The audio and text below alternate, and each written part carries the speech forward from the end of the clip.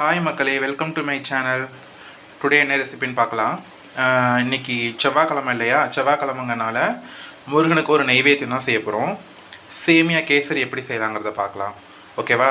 அதுக்கு தேவையான பொருள் என்னென்னா, ஒரு கப் சேமியா, நல்லா வறுத்த சேமியா. இது தேவையான அளவுக்கு முந்திரி, திராட்சை, ஏலக்காய் பொடிச்சது, நெய். இப்போ ஸ்டார்ட் பண்ணலாம். நம்ம செய்கிறது எப்படி ஸ்டார்ட் பண்ணலாம். ஓகே, ஃபஸ்ட்டு வானல் ஒரு நார்மலாக ஒரு கப்பை செய்கிற அளவுக்கு ஒரு வானல் எடுத்துக்கலாம். ஓகேவா? வானல் லைட்டாக ஹீட் ஆகட்டும். ஹீட் ஆனதுக்கப்புறம்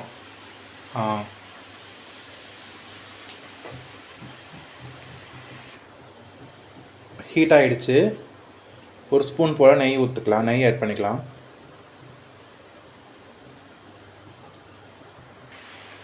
இப்போ நெய் நல்லா மெல்ட் ஆகிடுச்சு.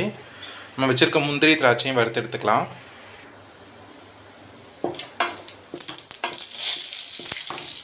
முந்திரி லைட்டாக வறுத்து எடுத்துக்கலாம்.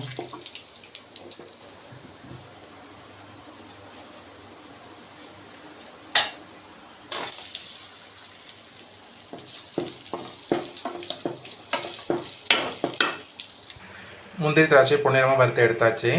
இப்போ அதே கடாயில் நம்ம எடுத்து வச்சுருக்க ரவா ஒரு கப் இந்த சேமியா ஒரு கப் எடுத்து வச்சுருக்கோம். இந்த சேமியா ஒரு கப் போட்டுடலாம். போட்டு கொஞ்சம் நேரம் அந்த நெய்யிலே வறுத்துக்கலாம். ஏற்கனவே வறுத்த சேமியா லைட்டாக வறுபட்டுருச்சு. அரை கப் தண்ணி சேர்த்துக்கலாம். அதை நம்ம எடுத்த கப்புக்கு அரை கப் தண்ணி சேர்த்துக்கலாம்.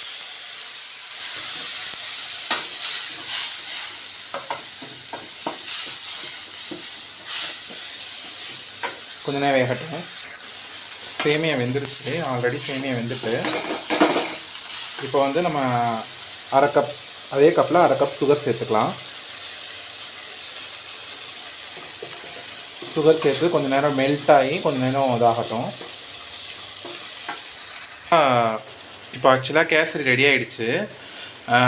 நான் ஃபுட் கலர் ஆட் பண்ணிக்கலாம். நான் ஃபுட் கலர் ஆட் பண்ணலை. எனக்கு ஃபுட் கலர் ஆட் பண்ண அவ்வளோ பிடிக்காது, அதனால் ஆட் பண்ணல.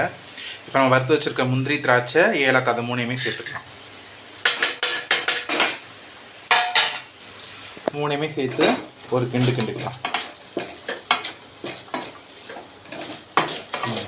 ஓகே, சுவையான கேசரி ரெடி ஆகிடுச்சு. எனக்கு வெறும் 50 மினிட்ஸ் தான் ஆச்சு இந்த கேசரி பண்ணுறதுக்கு. நீங்களும் வீட்டில் செஞ்சு பாருங்கள். செஞ்சு பார்த்துட்டு கமெண்ட் பண்ணுங்கள். பாய்.